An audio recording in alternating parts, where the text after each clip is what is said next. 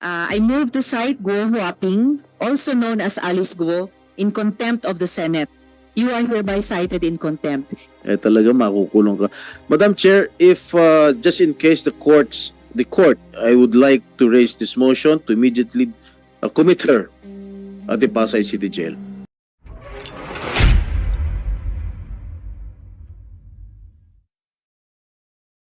Before, Sen. Rafi, Yeah, Madam before Chair. you, Quick lang. I need to do something right after your quick intervention. Kasi pinag-usapan din lang yung death threat against her, ano? Pwedeng sa executive session, banggitin niya sa atin later? Kung sino yung- Yes, But Sen. Madam Chair- Rafi, we but can Madam do Chair, that sorry, later no, on. because Sen. of that- Joel. because of that statement of Sen. Rafi, I still don't get it, Madam Chair. Why she cannot disclose it in public?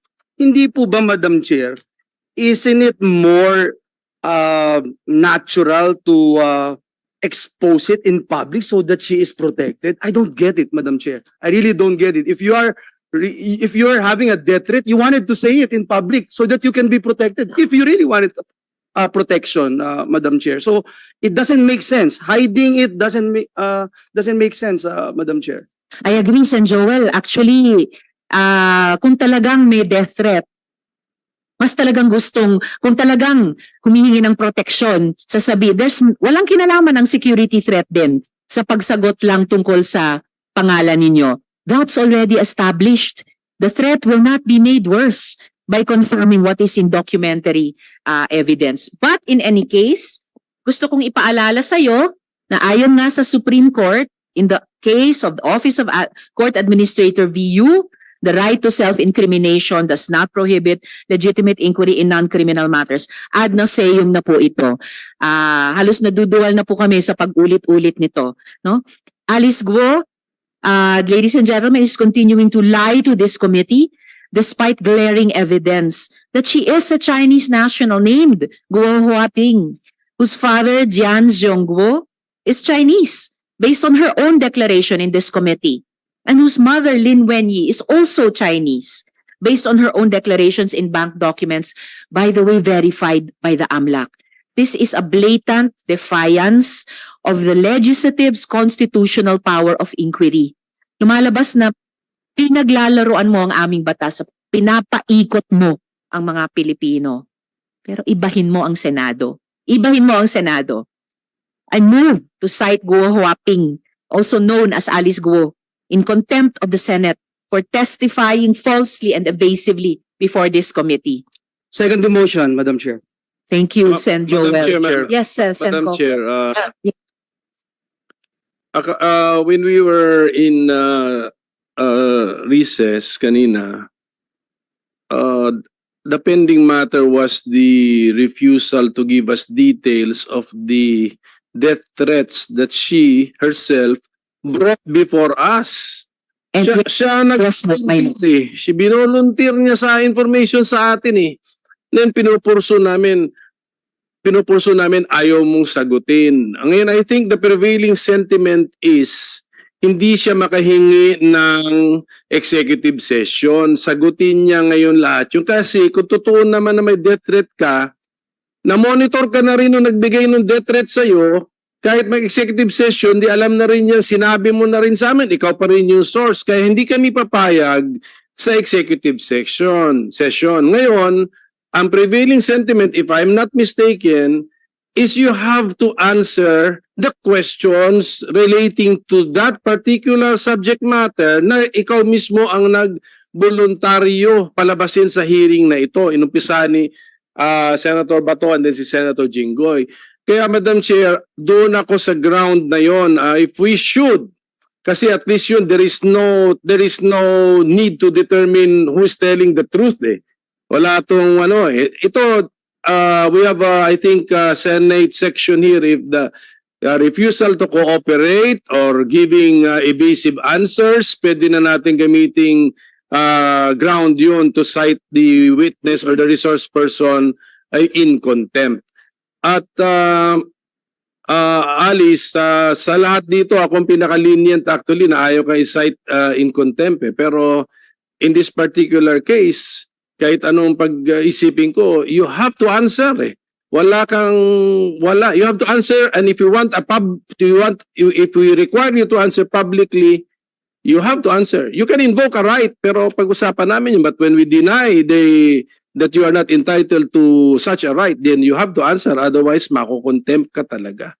So I'm presenting that alternative ground, Madam Chair. If we can use that, kasi parang pagkalap ko nung nag-break tayo, that was the hanging matter na release ni Senator Bato, followed up by Senate President Pro Tempore. I know. Actually, there are two hanging matters. Isa na yung tungkol sa death threat na yan. Pero higit pa doon, yung question ng identity. Dahil proven na ng NBI at proven na ng isa pang ahensya na Alice Guo at Guo Huaping, iisang tao lang kayo. At yun yung patuloy na pinagsisinungalingan mo sa komiteng ito.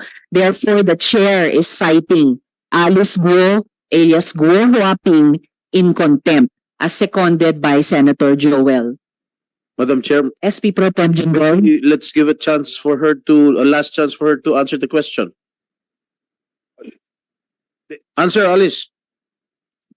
Ikaw ba daw si Guo Huaping? Madam Chair, Sen, pasensya na po talaga. Ako po, si Alice Guo po. Okay, well, pasensya din po.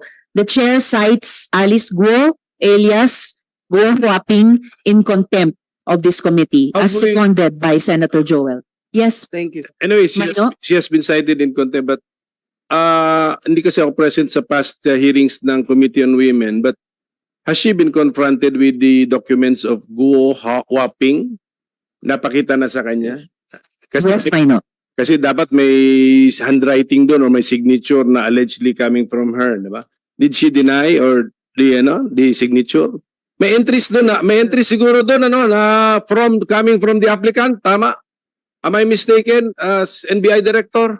I can flash the passport page, Maino, and then NBI Director Santiago, gusto niyo bang i-address itong matter, please?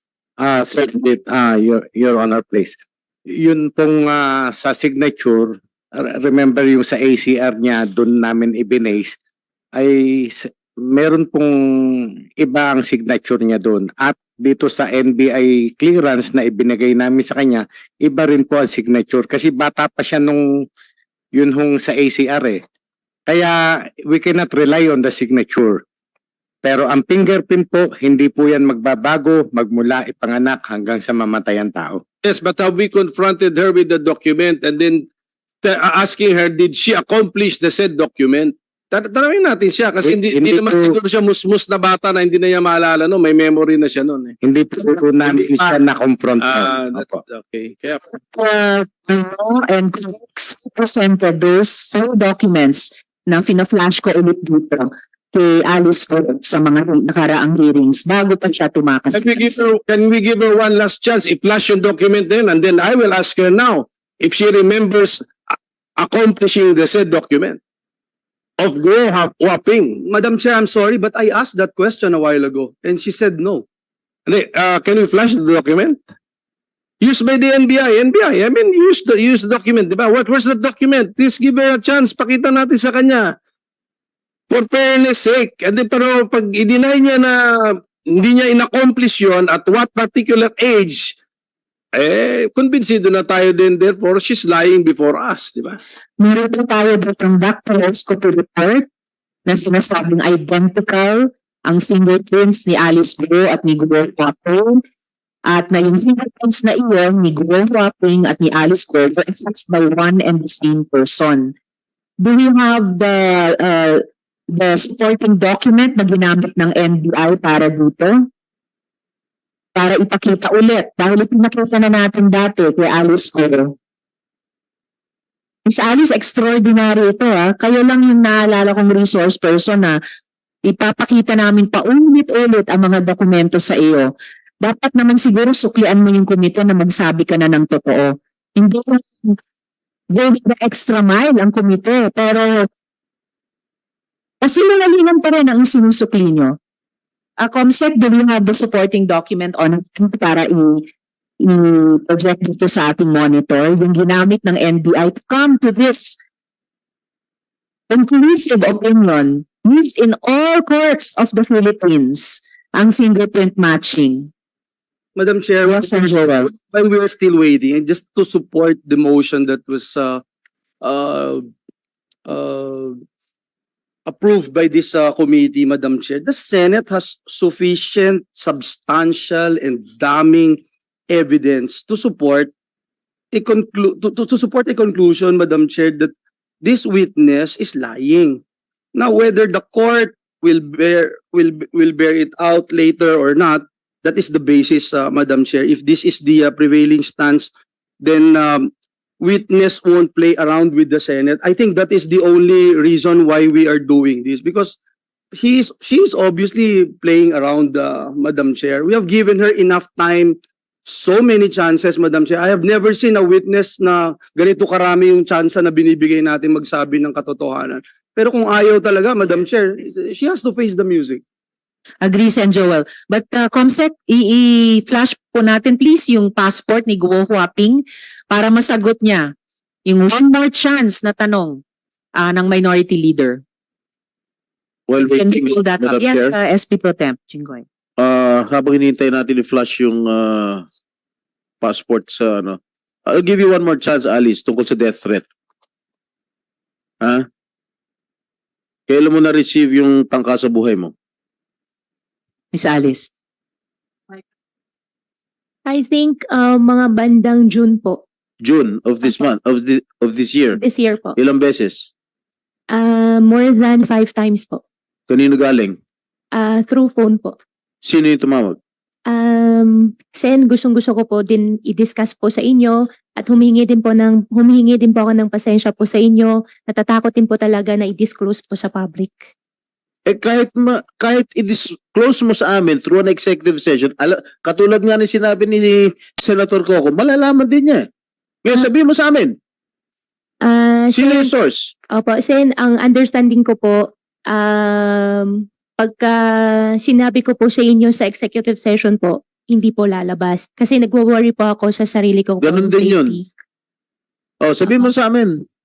Sen, ako po kasi ang Senate hearing po natatapos pero natatakot po kasi ako sa magiging buhay ko. Ano ka tinatakot nung kausap mo sa telepono? How do you threaten? Ko po muna i-discuss po sa public po. No. Opo. You, Pasensya na po talaga, Sen. how were you threatened? Yun lang tanong ko, how were you threatened?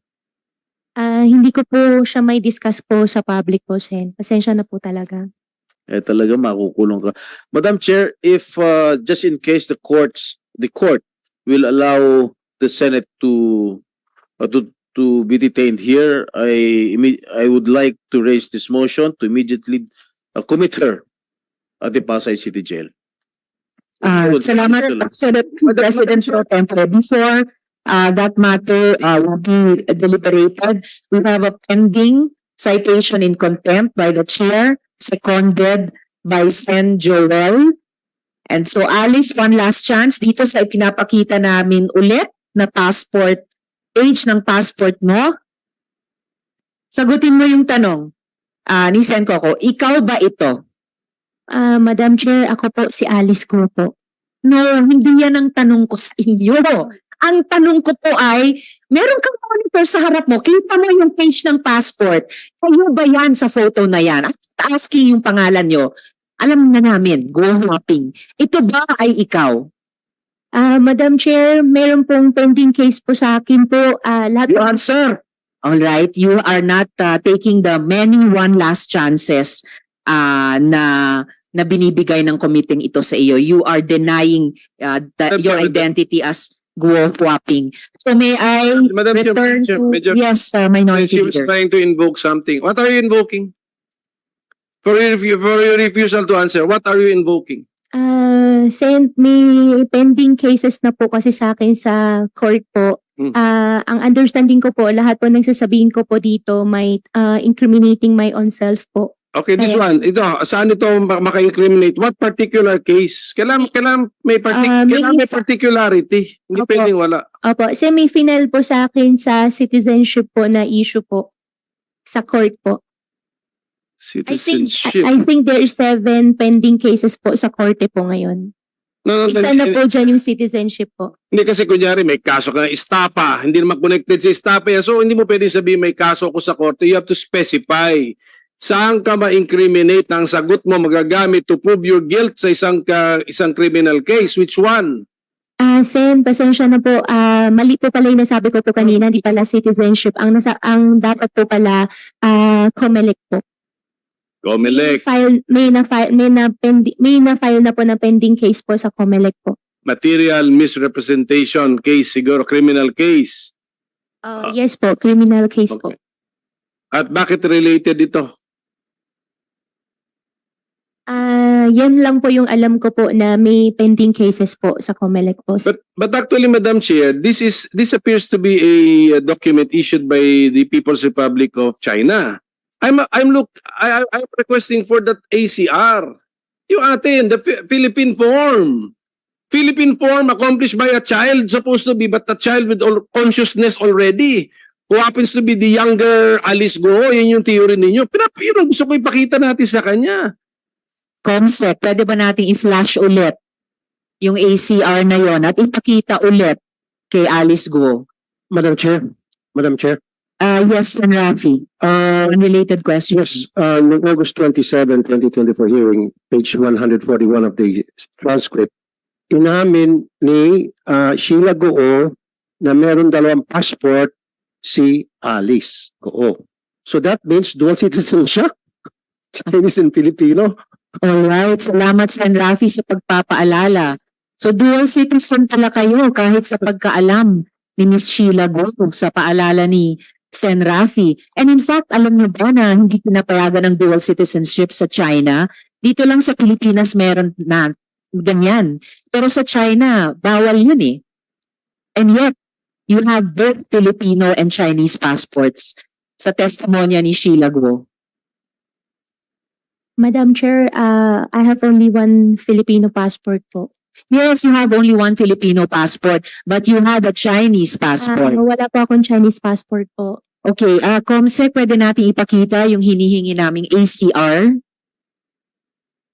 before we we finalize the motion of the chair seconded by Sen. Joel. Okay, so baka pwedeng, yan na ba yung pinakamalaki? Alright, so ito po ang ACR for...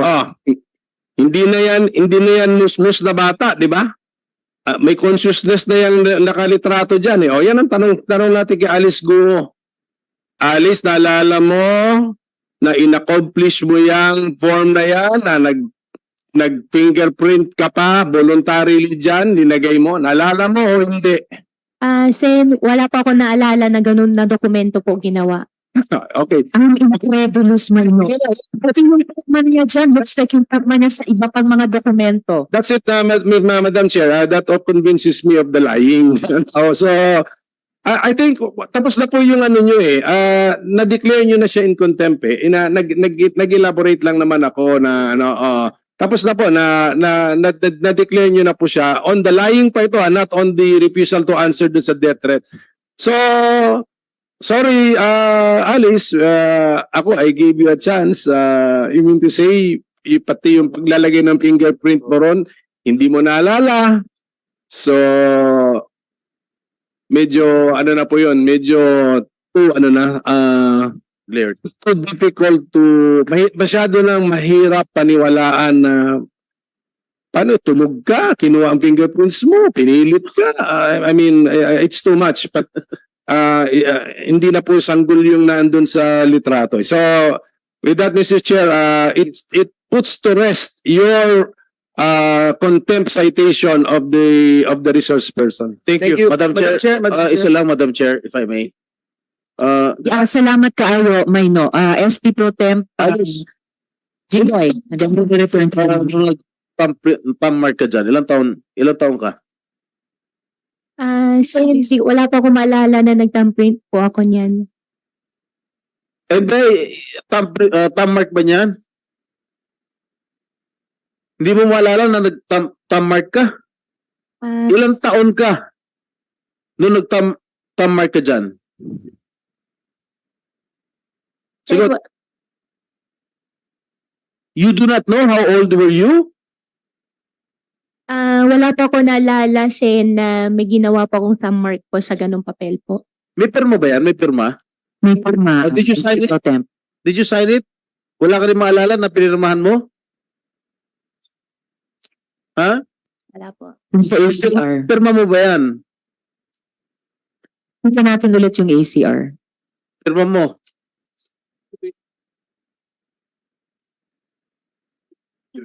Yes, ipakita natin yung kaninang ACR form, yung may photo, fingerprints at saka pirma. Oh, yan. May signature. Is that your signature?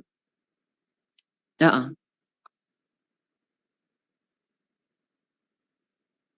So, ang pinapakita natin, yung fingerprints ni Alice Go, pero nung kinumpara ng NBI dun sa fingerprints ni Glenn Wapping, identical, matched po. Teka muna pala. Madam Chair, No, let her answer. Is that your signature, Alice? Pati. Doon sa under po ng picture po, signature ko po yun, pero hindi ko po alam paano nangyari po yun. Paano hindi mo alam paano nangyari yun? Hindi ko po talaga alam, Sen. Hindi mo alam na pinirmahan mo, pirma mo yan?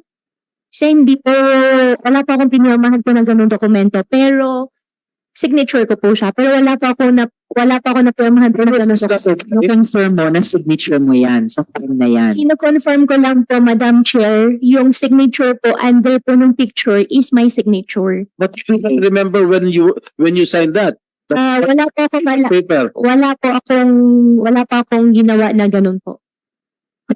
It is impossible to fake fingerprints.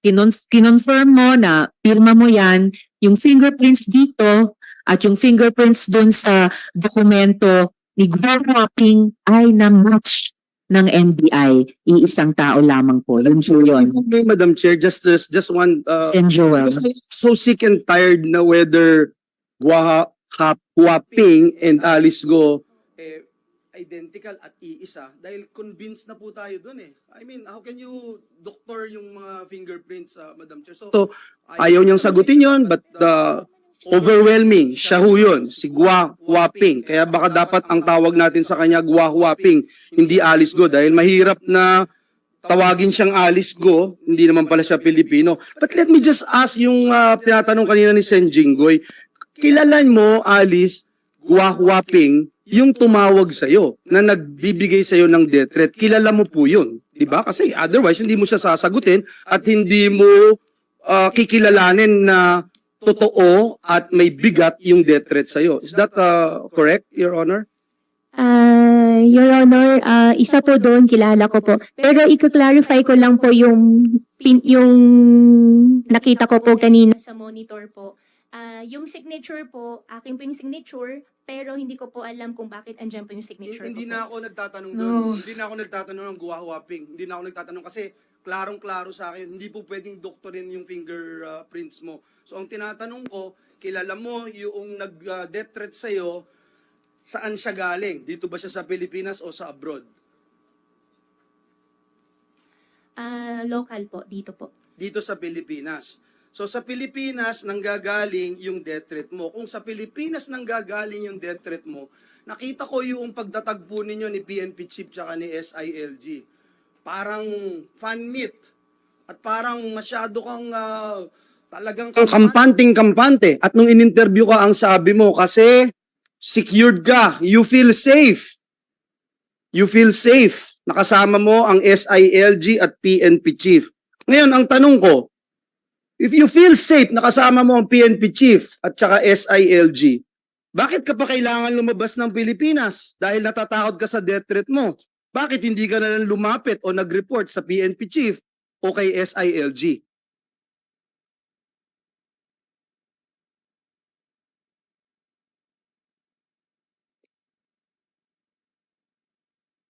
Sagutin ko na po. Sa tingin ko, Yes, one more time, Miss Alice. One last time. Yes po, Madam Chair. You answer the question of Senator Joel. Sen, okay lang po, paulit po. Sorry po. Madam Chair, I hope the lawyers of Alice Go must advise their client to tell the truth. Alice, nung nakita mo si SILG at si PNP Chief, ang sabi mo, happy ka at ikaw ay masaya, kitang-kita naman yun. Walang naitago sa sambayan ng Pilipino na at ease ka. Papicture ka pang ano di ba? So, paano mo sasabihin na natatakot ka, may death threat ka sa Pilipinas, pero kailangan mong tumakas. Kailangan mo umalis ng Pilipinas, pero sabi mo, safe ka na makita mo ang PNP chief, SILG, pero hindi ka lumapit sa kanila, hindi ka humingi ng tulong. Hindi nga mo nga sinabi na galing dito sa Pilipinas at tumawag sa'yo ng ilang beses yung nagde-death threat sa'yo. Sen, doon sa question nyo po, dalawa po yung answer ko po dyan. One po, kaya po ako nakasmile po, yan po yung para sa akin po na pinaka-language ko po sa family, sa mga tao po nagmamahal po sa akin na Hindi yun ang tanong ko. Hindi yun ang tanong ko. Before we go further into this topic, para lang ma-settle itong pending issue, i-reiterate ko, no? I move to cite Guo Huaping, also known as Alice Guo, in contempt of the Senate for testifying falsely and evasively before this committee. I second the motion, Madam Chair. I second the motion. Salamat, Sen. JV at Sen. Joel. With the motion duly seconded by Senator JV and Sen. Joel, you are hereby cited in contempt. You will remain in the custody of the Senate until the conclusion of this committee's inquiry or until you finally recognize the authority of this body and grant even a semblance of respect for the laws of this country. The committee will coordinate with any court ordering your detention, pero re-respetuhin mo ang Senado. Madam Chair? Maybe Sender. the serious person to answer my question first, Madam Chair.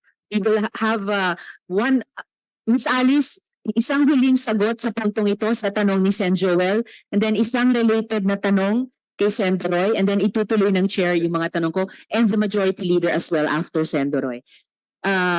Please answer the question of Sen. Joel, Miss Alice. Sen. Joel, na putol po kanina, yung first answer po, nasagot ko na po. Yung second answer naman po, I'm not even asking that first answer that you were talking about, that it's a sign to whoever your fan base is.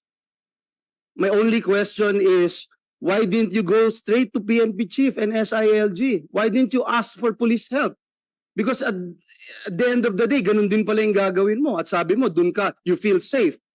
Pero hindi, tumakas ka, iniwanan mo kami, binastos mo kami, binastos mo yung buong gobyerno, hinalughog ka sa buong Pilipinas. Ay mga kapulisan natin, mga NBI, Coast Guards, talagang pinahirapan mo. Pero sasabihin mo ngayon, may death threat ka. At ngayon, kampante ka, na protektado ka. It doesn't make sense kasi, Alice. Guwahuaping. Question. Bakit? Sen, ang answer ko pa rin po dyan ay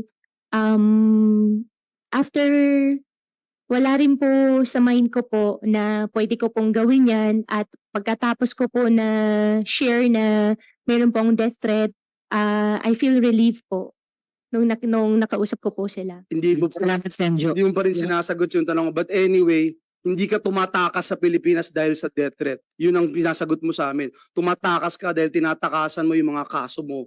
Tinatakasan mo yung mga criminal activities na ginawa mo. Salamat, Sen. Joel.